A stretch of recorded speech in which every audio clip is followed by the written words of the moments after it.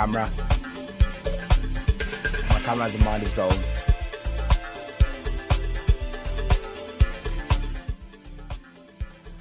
I don't know why, but I got a moving camera. It's like there's a ghost in here with me. Today I get to spend the night alone, and in exchange I get to spend it with a ghost. And it's moving my camera around. Great. Actually, let me see if I can do something with this. Just bought a new cable, man. It's a bit tense. It's a bit tight, so it's kind of pushing my camera. Let me get something to kind of clamp it. When all else fails. Just got a couple of new ones of these actually. Let's see. I gotta push this like this. Oh god. It's not working according to plan. Come on, you stupid thing. Oh, actually, I know what I'll do. You guys get to watch me be really smart and creative live. Look at this. I've got to clamp this in like this. I should show you what I'm trying to do. Aha! Works. Great. It's amazing what you can do when you got a little bit of savvy, you know, when you're a bit savvy. Let's see, is that alright? Yeah, looks kind of, feel kind of high. Anyway, welcome to Blackopolypse podcast. It's just me tonight. Everyone else has got the night off basically. I have to do the show today simply because yesterday we had a football podcast, and I thought to myself, you know what, I want to do it today where I've got a free mind and I can just focus on stuff. So yeah, man, I think we'll leave the music running in the background because I kind of like it, but we'll change the songs throughout. You know, when I do a podcast on my own, I like to have the music running in the background. I'm kind of comfortable tonight. It's a nice night, and it, you know, if you guys got snow, I'm sorry for you. We haven't got snow, so it's nice. I like no snow. You know me. Anyone who knows me knows I hate the cold. So no snow is good snow. No snow is good snow. Yeah, we're actually quite mild here in Germany at the moment. We expect cold weather, but actually it's kind of dumb in Germany. You know, in Germany we have like these, you know, it's mandatory that you have winter tires on your car, but we never get snow. We almost never get snow. I mean, in some parts of Germany you do get snow. What it is the same as the tarnish everyone with the same brush. The best, like, yeah, well, because we get snow in the northern parts of Germany, everyone has to have winter tires. Instead of saying like, yeah, the northern part is probably pretty, you know, makes sense to get winter tires, but in the central parts it doesn't make any sense. And it goes as far as to say, if you get in an accident in winter, I don't know how true this is, but people are always quick to tell, you know, Germans are quick to, like, you know, police you quickly. If you say to them, you know, I'll just drive with summer tires because it makes sense to do that, they'll be quick to say, oh, but you know, if you drive with summer tires, you get into an accident, they'll blame you. I'm like, yeah, how would they blame me? Yeah, it doesn't matter. You have to have winter tires, so they'll blame you in, even if there's no snow or ice on the floor, even if it's a warm day, like actually last year with 18 degrees. I was like, so if I had an accident at 18 degrees, which is pretty much a spring, summertime, like temperature, they will blame me because I got no winter tires on. Yeah. I was like, what kind of criminal? What kind of country is this, man? Yeah. So, yeah. Anyway, welcome to the podcast again with me, Alstallio. I'm going to just talk about a couple of things that I find interesting about last year.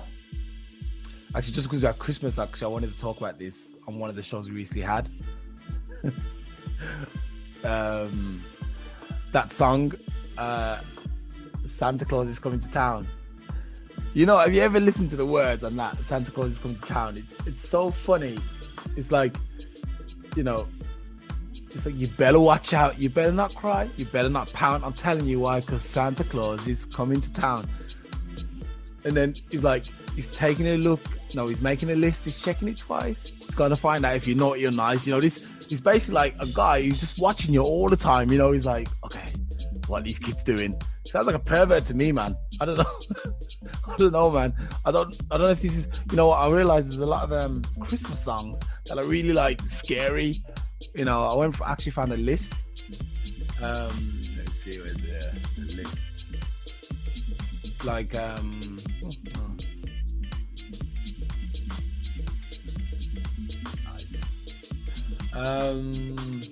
Where's this list? My computer went off, so everything's like restarting again. There's like songs like Santa's Baby,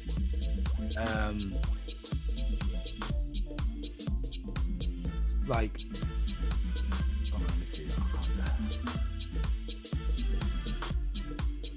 Anyway, you know, it doesn't even matter, man. I can't bother to do with this. This was what I was going to talk about anyway, but you know, I can't bother with it. Forget all this stuff. Let's move on to what I was going to talk about, because Christmas is over and we don't need to know anything more about that.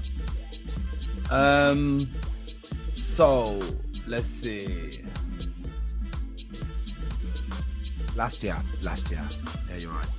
Actually, I want to make a. See if I can put a song on that's a bit more downbeat for this. Yeah. So last year, what do we take away from last year? It was going. Actually, you know what? I remember writing a post on Facebook saying 2019 was probably the worst year of my life for personal reasons. This year's been better for personal reasons, but then you had Corona from around March. You know, Corona. There we are again. And since then, even though it hasn't affected me dramatically, I did have some plans. Like, I wanted to go to Thailand next year, in January actually, for a month. And because of this whole situation, it's almost like actually I was planning full stop to go away this year. Just completely been disrupted by Corona, and now I haven't been away for 2 years. You know, I'm a sport brat. I'm like, oh man, you know, those people haven't got food. Well, I'm complaining because I couldn't go away. Shallow. But anyway, so I wanted to go away this year, and I feel kind of like, oh, the world's kind of changed. You can't just make a plan and do it. You can't just execute the plan. You're there now. You know, we're in Corona. We're being told what to do. We're not allowed out. We can't go shopping. We can't go to the gym. We can't play football with our mates. We can't go to drink. We can't go to the cinema. We can't do nothing.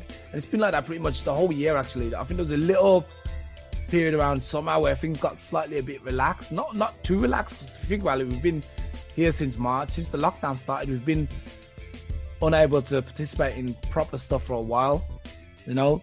And obviously they've vamped it up this time around. We're at Christmas. The lockdown's worse than it was in March. Funnily enough, the numbers are still going up, which suggests to me that there's the lockdown's not working. They're just not working. And I think I said it to somebody today. I was like, it's like you got a holy bucket, an unrepairable holy bucket. But no, let's use the Titanic. You got the Titanic, and it's sinking. And while it's sinking, you're trying to patch all the holes, all the damage, while all the water's coming in. And that's how I look at Corona now. I'm like, there's no point doing all this stuff, you know, because everybody's going to get infected. Everybody's going to get, if this is the virus or disease or whatever it is the way to say it is, there's no way to stop it now. It's too far gone. It's too much. It's everywhere. And even, okay, yeah, they've got the injections. The less said about that, though, is the better. But all these lockdowns and stuff, yeah, I know they're trying to save the health services and stuff. Actually, in some countries, they don't have a proper health service. I don't know what the problem is there, actually. I don't know what their excuse is. But you've got them like, obviously, we can't meet anybody, we can't do anything for a disease or virus that most people get over. I know people have had it and had just a small cough or have had a small temperature. Obviously, there's more extreme cases, but I think there's more extreme cases than everything. I think if you have the flu, I've had the flu or the stomach bug, where it's completely rendered me, you know, incapable of moving out of bed. But then I've had the stomach bug where I've gone to the toilet and in 24 hours it's gone. So I think it's the same as coronavirus. Even the normal flu kills people. You know, unfortunately, that is just the way it is. Unfortunately. It's the same. I think if you have a bad enough salmonella poisoning, I think you can die of that too if you don't have, you know, the right medical help, or you don't have a strong immune system. So I don't know why we're treating this one any different when the survival rate is 99.97%. I think it's something stupid like that. I'm like, oh my God, why do they even waste the time, you know, to put us into lockdown and give us all this stress? And yeah, you know, it's, I don't know, it just feels a bit weird, and I think that's kind of ruined this year for a lot of people, hence the title, innit? So yes, basically, obviously, like, because of that, I don't know where that will come in actually. Personally, I guess that on a personal level, it hasn't affected me too much. My family's healthy, everyone's still good, no one's really been sick. We've all had a bit of a cough, but you know, it's business as usual.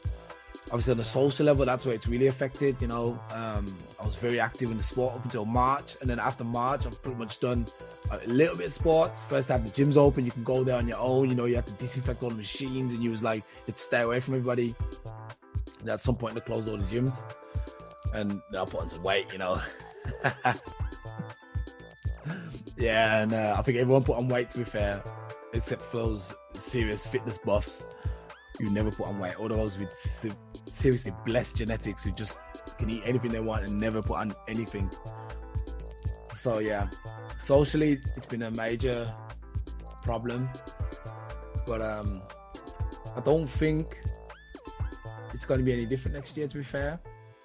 So we can already pretty much write off next year, because apparently it's going to take, although they've just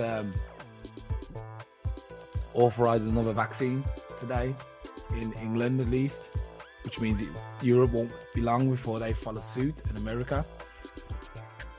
I still think it's going to take about a year to vaccinate as many people as possible. Whether you're going to get vaccinated or not, that's your thing. I'm too well read for that stuff, so I'm not going to comment on it. So what I would say on that is coronavirus, buckle your seatbelts. We're in this one for a long time. I'll drink some tea. Chocolate tea. Okay. Conspiracy theories. You know, I've been asking this question a long time about what is everyone's fascination with the left. The left are going crazy, and the left this, the left that, and I'm like, I'm always like, wait a minute, I'm pretty much left. I've considered myself left, at least, because I'm certainly not right. So if you're against the left, what are you exactly? Are you right wing?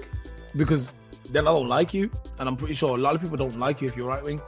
What I realize is when they're talking about the left, they're talking about people who completely shut down an argument. So you might say Kennedy was assassinated, you know, just for example, just throw something up, by the government, and then the left would just be like, no, he wasn't, look, read the evidence, look, you're stupid, you're dead, you're a sheep. Instead of saying, well, I've read this, and basically I think it would be beneficial to you if you read that too, and then maybe we can have a decent conversation about it. And that seems to be the argument of the left, that the other guys, whoever they are, the right-wing guys, seem to suggest they're making. So I don't know. Anyway, I'm left, at least a little bit, but I listen to people's arguments and decide for myself if that's okay. What I would say about conspiracy theories, what I've learned this year, because I used to be a bit of a conspiracy nut myself. I used to read all of David Icke and all this crazy stuff, Bill Cooper, you know, Alex Jones. That was a bit erratic for me. I had to stop listening to that guy. And I learned a lot from them, to be fair. And I learned to look at, actually, they taught me to be more critical about stuff, which was good. But what I realized with conspiracy theories, they'll be like, let's use the Titanic theory again. They'll be looking at the boat and they'll be like, look, there's a leak. The captain will be like, the captain's the government, and he'll be like, there's no leak, everything's fine. The conspiracy guys will be like, look, there's a leak.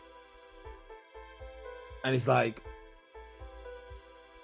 the captain, no, there's not a leak, but I've seen a leak, and I believe that there's a, or at least not I've seen it, but someone told me about the leak that's there in the boat.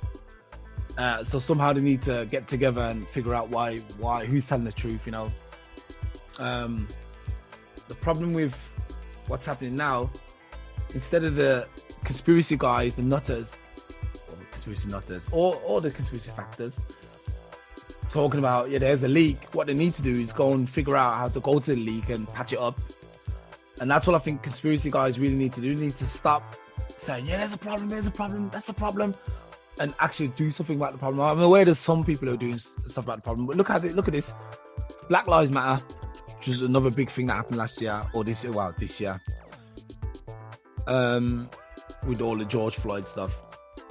I cannot believe that a movement like Black Lives Matter would have people who would be against it or would find something wrong with it, which funny enough seems to be the guys who say the left are acting funny. They're also starting conspiracies about that. So everyone's starting conspiracies. It doesn't matter if you're left or right, you'll start a conspiracy. You know, Black Lives Matter meant to me was finally a chance for there to be some sort of black unity among black people, because we haven't had it for a long time. We felt victimized by everybody basically, and you know, we're portrayed in a bad light in most parts. And for me, I thought to myself, Black Lives, regardless of who started it, I thought Black Lives Matter represented a chance for everybody to come together and be all right. Instead, you had these guys, all lives matter. Yeah, we know all lives matter, but until Black Lives Matter, all lives don't matter, you know? But people seem to be like, no, all lives matter. There's nothing going on against black people, you know? And then you try and pull up some facts here. Why is more black people arrested and in prison than like anybody else? Why is it that they get more crazy penalties than anybody else? Yeah, it's just, you know, you guys shouldn't be caught. And you're like, okay, good. And that would be, again, either the right or the left. You just don't know. So, yeah. These conspiracy guys definitely need to figure out the solution to the problem and not just talk about the problem. And that's all I see whatever happens. Even when I listen to David Icke, he says, you just gotta love each other. Yeah, we know we're gonna love each other, but how are we gonna sort this out? How are we gonna, you know, I can love you, man. You know, you can love me, but how am I gonna sort out this mess? And that's what we need to work on together, is a solution to the problem and not always a problem. There's actually something else I wanted to go in from that, which I need to check. I wrote some stuff down. Praying, the issue of praying for something. Pray for France, pray for Iraq, pray for Saudi Arabia, pray for Brazil, pray for your uncle. Praise didn't do nothing. Praise has not helped anybody. Trust me, I'm sorry, man. I want to believe there's a God or something like this. I want to believe that there's something up there that's helping, that would listen to your praise and hear everyone praying, all 7 billion or 8 billion of us. And we'll be like, you know what? Because enough people prayed today, I'm going to go down and help that one person in need. Doesn't help. The only thing to do is to rally around a person, gather together and help individuals where they need help. I remember a couple of months back, someone passed away, an old friend from school. And everyone was like, oh, yeah, it's really sad. I pray for you. I'm with my heart. And yeah, obviously, condolences. And then one person was like, you know, I don't know why everyone's saying that. You know, everyone walked past him and didn't give a crap about him. And now he's dead. Everyone wants to act like they cared. And to be fair, that comment kind of resonated with me, because I'm like, yeah, it's the same with conspiracy theories. Why did no one do anything? I mean, you know, I didn't see him, you know. Nah, I mean, he was in England. I've been in Germany for a while, so I didn't know. And of course, I will say I would have done something. You know me, I'm going to do it. I would have done it. Me, yeah. I would have done it. It's everybody else. No, on a serious note, I think it's actually our duty to, when we see somebody, especially somebody we know, because that's how communities are built. You see somebody you know, and you're like, you know what? That guy shouldn't be there. I remember him from school. I remember John from school. Why is he on the streets? John, come with me. We're going to get you off this problem, whatever problem you have. And, you know, I do know there's issues with drugs and alcohol and, you know, mental damage or abuse, you know, psychological problems. There's all kinds of stuff, man. But I think because we're all so individual now, you know, everyone's individual. Everyone's like, yeah, I got to make it. Like, I don't care about you. I got to make it. We need to move away from individualism, and we need to move back into community, you know. We need to get communities back up, because that's the only way I think we can heal, is with community. And that's what I would say about the conspiracy theories. The only way we're going to beat whatever's happening, whether it's the New World Order, the Illuminati, or wherever these crazy guys are, the government, we need to show them that, hey, we're a community and we are going to look out for each other. If we do that, trust me, we will never be able to be divided or be never. Once we got enough people together as a community, we would only need 500, 1,000 people in one community who really are down for each other's back. And you can have like multiple thousand communities, allotted around the world, but everyone's connected, but it's like a community. And when you see someone's down on their luck, you help it, you generate. I remember one time, and that's one thing I do like about the church. One time there was a family and they didn't have, something happened to them, someone passed away, didn't have any money, and the whole church got together and put money into a basket and gave this family. And I was like, yo, look at that. That's beautiful. That's what we need on a bigger scale. And if church could, if that's what church does and it could bring back in, I'm all for church. Definitely. Now, another thing is this whole one world government theory, man, that,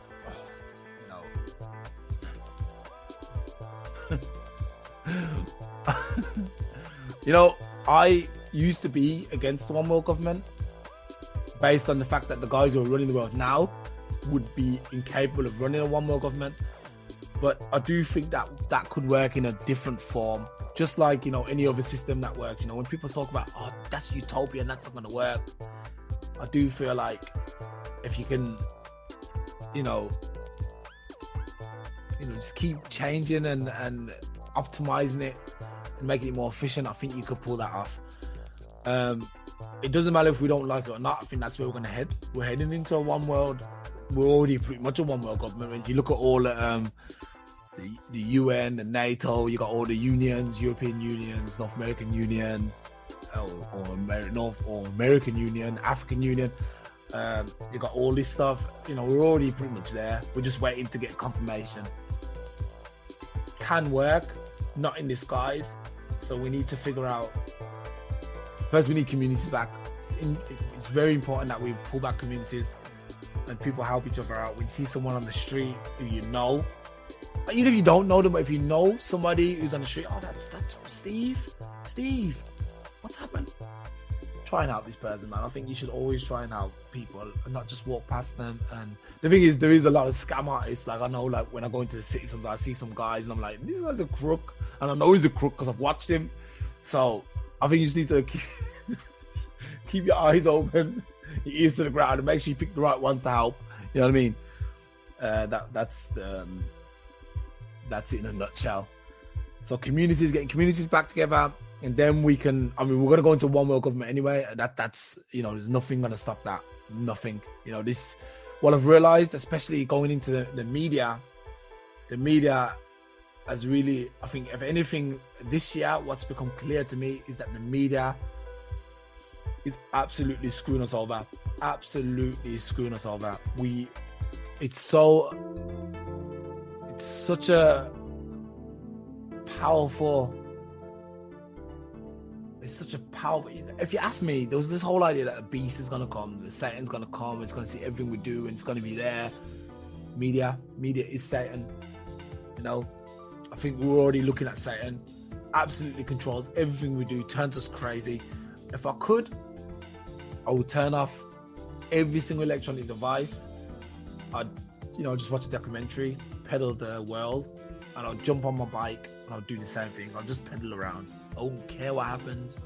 I'd ride through Afghanistan, trying to avoid those bombs in it.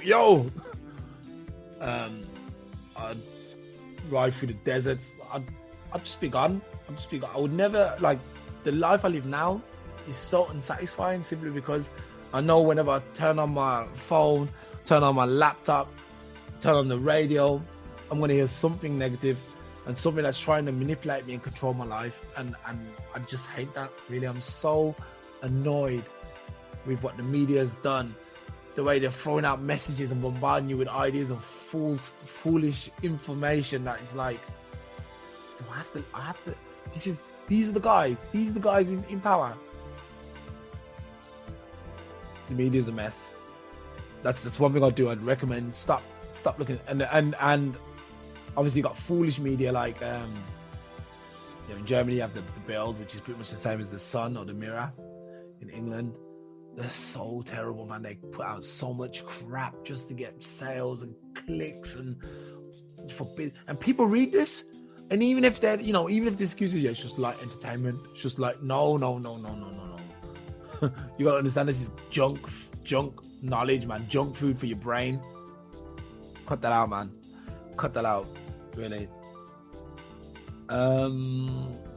Let's see. I just want to quickly talk about racism. Obviously, it's been a big topic this year that needs to. I can't believe it's 2020 and we're still dealing with this. You know, I've got people where I work who I'm really sure, I'm absolutely sure now that people who are racist are just not educated enough. Just completely not educated enough. Completely not. And I would suggest if anybody's racist, it's probably a stupid I've lost the word. It's a stupid. I got the word in German, but I can't think of it in English.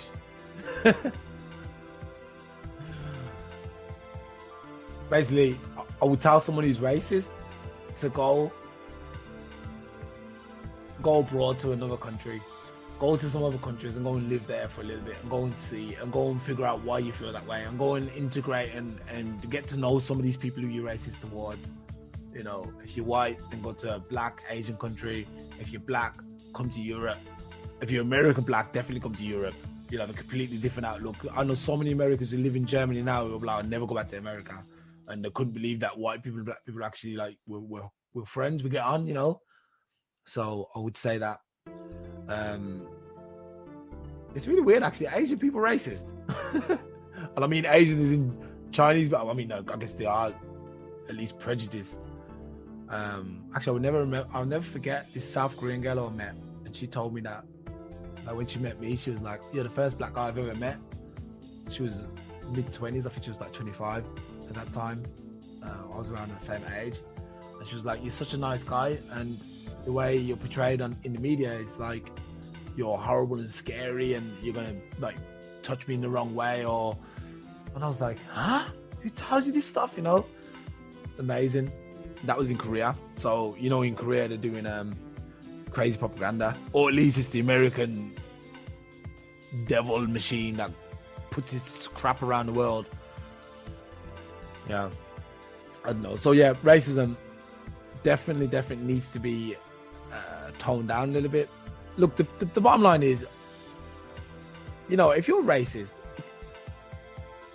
it's not good. It's not good. But if you want to be racist, fine. Just don't bother anybody else with it. That's it. If I'm walking down the street, don't feel the need to tell me that. Don't throw out an insult. You know, obscenities. You know, I don't want to hear, oh, you this or you that. I don't want to hear it. And you know, you can say that if you feel that way, great. That's your thing. But don't pass it on to. Definitely don't pass it on to your kids. That's you. That's your life. You have no. I think racism. I think one of the worst things racist people do is pass their ideas to kids. You know, I had a guy tell me, yeah, my mom was really proud of me. She said I was a real, like, you know, the Aryan German, blonde hair, blue eyes, and Hitler would be proud of me. And I was like, is that something you want to be proud of? Is that really something you're proud of? You know, and then I realized he's so dumb, you know. But what can I say? So basically, if you're racist, don't pass it on to your kids. You can have your opinions, it's fine. If you've had bad experiences with any members of other races, I can understand why you might have a little bit of reservations, but visit some other countries. The thing is, it doesn't seem to help actually. I think I've met, or at least I know of people who've gone to other countries who are racist or want to move to these countries, and I ask them, I go, you are aware that the people you don't like live there? Yeah, but it's all right though. Yeah, all right, good. Yeah, I don't know. Anyway, it needs to stop. I'm hoping that 2021 or 2022. In fact, that's the one positive about lockdown. I'm pretty sure there's been less attacks, less racial attack. Well, in some countries, less racial attacks, less crime, less robbery comes under crime. Less accidents, car accidents. I'm pretty sure a lot of stuff's gone down because everyone's staying home. So it hasn't all been negative, I guess. Just want to talk about. I just want to try and motivate some people by saying one thing. If you have an idea, I know it's more for the younger people, the younger listeners, because I have a guy I work with and he's quite young, and I see the difference. I remember when I was his age, he's like 24, and I remember when I was like 24 and I didn't really have a care in the world. I was walking around and stuff. And I suggested to him actually that he should start a podcast. I was like, why don't you go and start a podcast as well? No, no. And there's already enough people doing that. And this is where my ears go up like a dog. When I hear someone say to me, there's already enough people doing that. I remember writing a blog. I think it might be on my website, www.alstallio.com. Shameless promotion. Do we need another Doner Kebab shop? Do we need another Doner Kebab shop? In Germany it was Brag mir nach einer Donnerladen. And because I had this idea that, I remember driving down the street and I was like, there's a kebab shop, there's a kebab shop, there's a kebab shop, there's a kebab shop. Do we need all these kebab shops on one street? Do we really need it? And that was when I was mid-20, about the same age as this guy. And now as I get to this age, or maybe a couple of years ago, I figured out, actually, it doesn't matter how many kebab shops are on one street. Not everybody's going to want to eat that kebab. They might want to try your kebab or the neighbor's kebab. So actually, it doesn't really matter how many. That's just the nature of capitalism, I guess. Demand, and it's supply and demand. So you should never be deterred from doing something that you want to do because there's already a million people doing it. It doesn't really matter if there's a million people doing it, because what I realized is people like you. They like you. They don't just like, they're going to like that Doner Kebab shop, but they'll like your Doner Kebab shop as well, So they're not always going to eat the same things. They'll, change is the spice of life, and people always want to change and variety and try new stuff. So you've always got a chance to impress people. So I would say, if you ever feel like this guy, for example, I'm talking to you,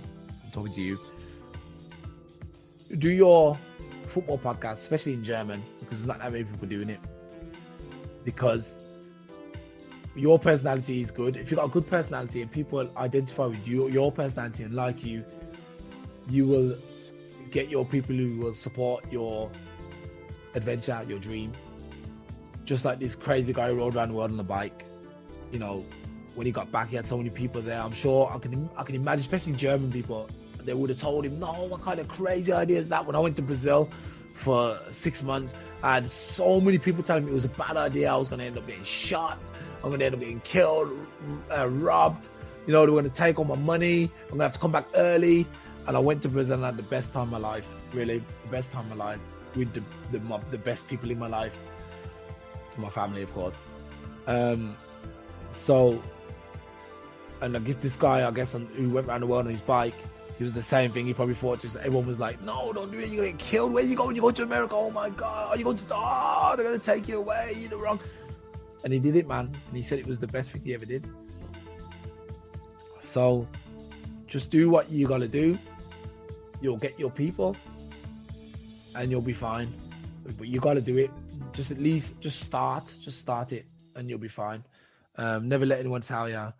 Or don't ever let yourself tell you, actually, your own government, the inner voice tell you, not the inner voice, but the stupid second voice that comes in is like, nah, man, you won't make it. Just stay there. Be on the couch. You'll be fine. Stay on the couch. It's easier, when you want to do sports, you're like, I want to do sports today. Then you hear a second voice, it's like, nah, come. Just eat that donut. Come on, man. Eat the donut. Come on, man. Don't you want tea? Do you even want to do that? Do you want to watch that show? Watch that series? Vikings, man, that looks really interesting. Go and watch Vikings. Be lazy. That's nice. Don't listen to that voice. Listen to the voice that says, I want to do sports today. As soon as the voice comes in and says no, you say yes. And then that voice will get quiet, and then you'll be able to succeed with everything, really. And it's not always easy, obviously, but it is what it is, and you can do it. You can do it. Let's see. Do I have anything else on my list?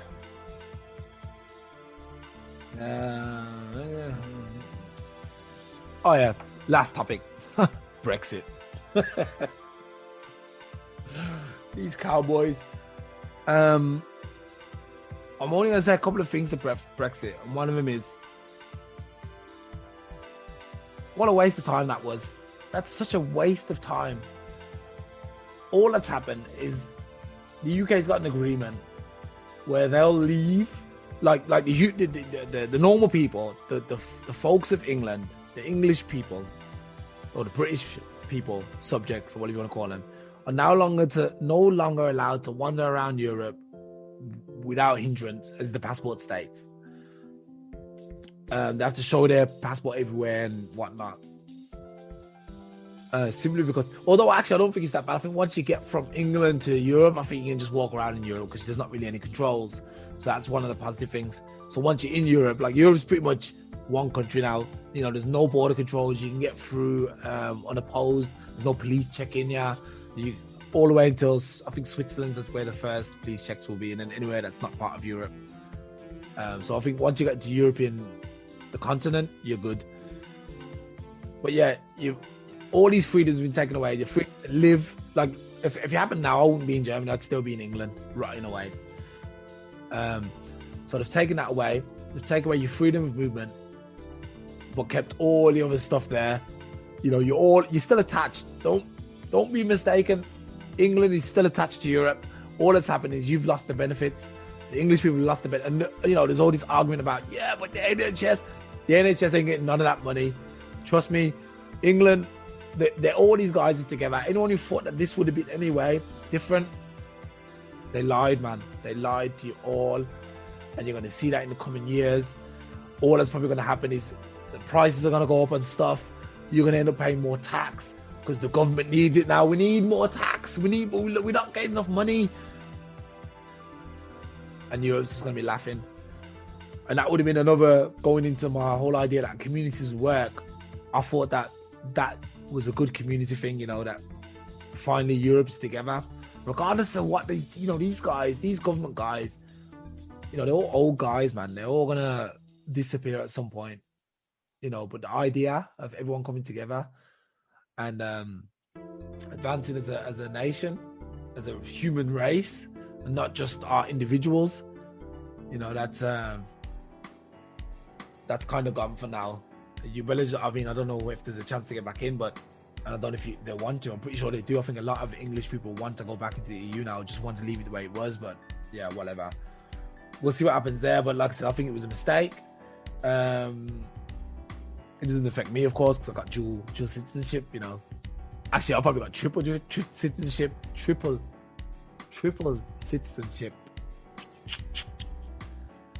Yeah, well, whatever. Brexit was a waste of time. Yeah. Okay, I just want to quickly wrap this up with some shout outs. Obviously, I want to thank my team. First and foremost, Nigel Campbell, great co-host. He's been with me from the start. He's just a great guy to have on the show. You know, we have our little fallouts and stuff, but he's such a, you know, I wouldn't want to go any further without him, to be fair. And Simon's also a great guy. He often overworks himself so much. He's very passionate about a lot of things. If I was going to say one thing to him, he should slow down a little bit. I know there's always this feeling when you get to our age, you know, we start thinking time's running out and we've got to do things faster, but I think you can only go as fast as, you know, your legs can take you. And I think you got to just trust the process and, you know, be patient. Patience is the key, I think. And once you be patient and start doing things, taking things in your stride, you know, the classic, who wins the race, the turtle or the rabbit? You know, the turtle wins because the turtle takes his time. You know, the rabbit's just in a hurry, ends up getting run over by a car. So yeah, we had a couple of new additions. Tanya Kelly, Laverne Mayo, Andrew's been great since he's been on. I'm so happy to have him as part of the team. We do obviously we do the football podcast now. based mainly on Arsenal, but we talk about the other teams as well if need be. And then obviously